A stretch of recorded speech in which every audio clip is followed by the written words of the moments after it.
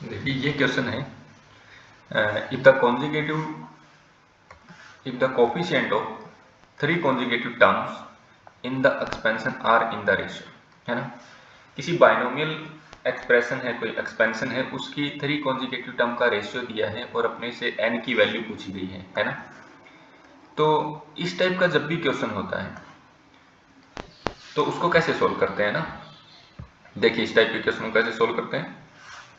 पहले तो 3 टर्म्स हम मान लेते हैं, 3 consecutive टर्म मान लेते हैं। लेट करते हैं कोफिशिएंट ऑफ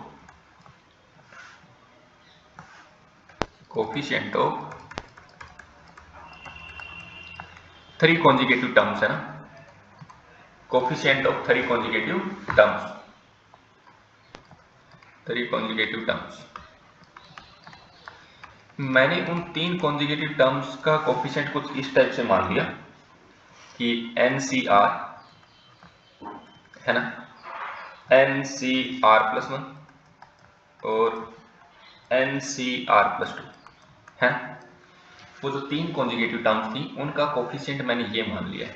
तो ये आपको क्या दे रखा है, 1:7:42 दे रखा है ना, ऐसा दे। ये मैंने कौन सी टर्म के लिए माना है, ये मेरा टर्म है R+1 टर्म है, और ये कौन सा टर्म है, ये R+2 टर्म है, और ये अपना R+3 टर्म है ना। इसका अपने को लेना देना कुछ भी नहीं है, क्योंकि अपने को सिर्फ कोफिशिएंट का रेशियो चाहिए है ना, तो इसको मैं हटा दे रहा हूँ। ठीक है, बस इसी चीज को सोल्व करना है। अब इसको सोल्व करने में बस एक छोटा सा चीज यूज होगा, वो आप समझ जाएंगे। जैसे यहां से पता चलता है कि NCR+1 ये आपका किसके बराबर है, 1/7 के बराबर है। एंड NCR+1 अपॉन NCR+2 ये आपका किसके बराबर है, 7/42 के बराबर है। ठीक है, अब थोड़ा आगे चलते हैं। अब देखिए, इससे पहले मैं आपको यहां पर एक छोटी सी चीज समझाता हूं। ये जो आपका NCR अपॉन NCR-1 जो बराबर होता है ना, ये आप याद रखिएगा इस चीज को। ठीक है, इसको सोल्व भी कर सकते हैं, बहुत ईजी, आप भी इसको सोल्व करेंगे तो यही आंसर आएगा। तो ये बराबर होता है N-R-1 अपॉन में R के, है ना। ठीक है, इस n में से इसको माइनस कर दिया और नीचे r लिख दिया। इसको सोल्व भी करोगे तब भी यही आएगा। तो यानी कि ये क्या बन गया, N-R+1 अपॉन r, ये बन गया ना।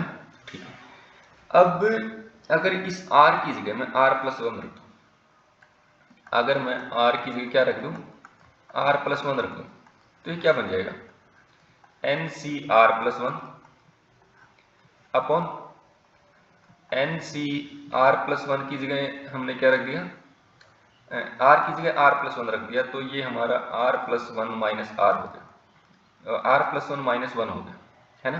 तो 1 से 1 कैंसिल हो गया, यानी कि ये हमारा बन क्या गया, ये हमारा ये बन गया NCR+1 अपॉन NCR, और ये अपना किसके बराबर आ गया, ये अपना बराबर आ गया N-R अपॉन R+1 के बराबर आ गया। ठीक है, यही चीज अपने को चाहिए, है ना, इसी चीज का अपने को यूज करेंगे।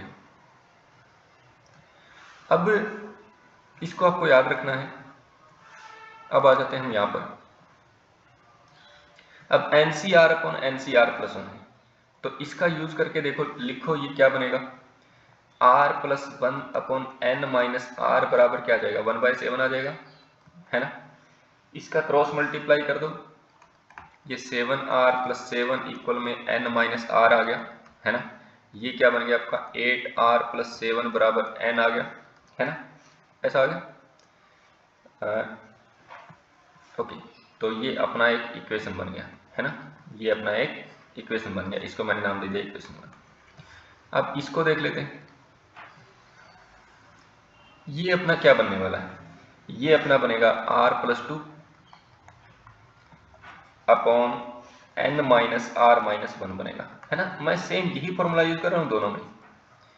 तो ये अपना किसके बराबर आ गया, 1/6 के बराबर आ गया।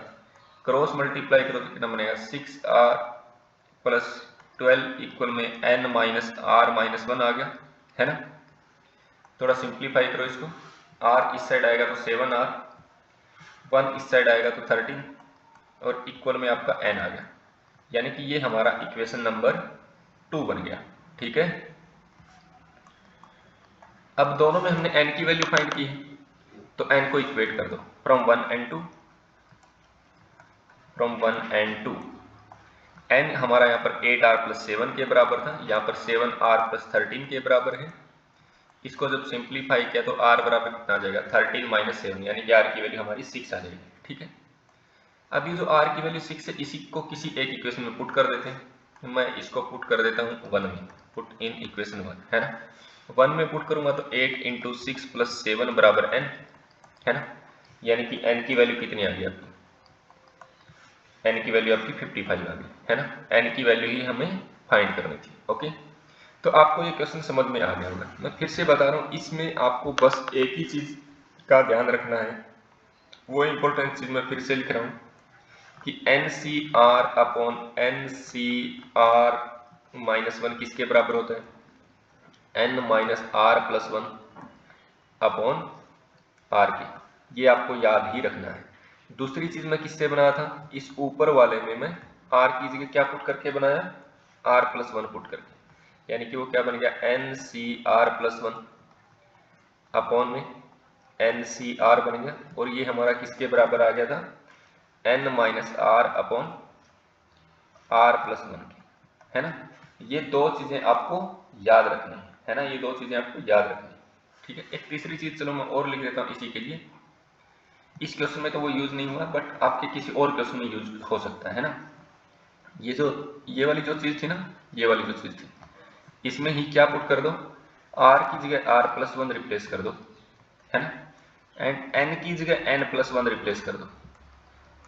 ये पुट कर दो 1 में, इसके अंदर r की जगह r+1 और n की जगह n+1, तो तभी आपका ऐसा बन जाएगा n+1 CR+1 upon n+1 CR, है ना, और ये आपका किसके बराबर आ जाएगा, n - r+1 अपॉन r+1।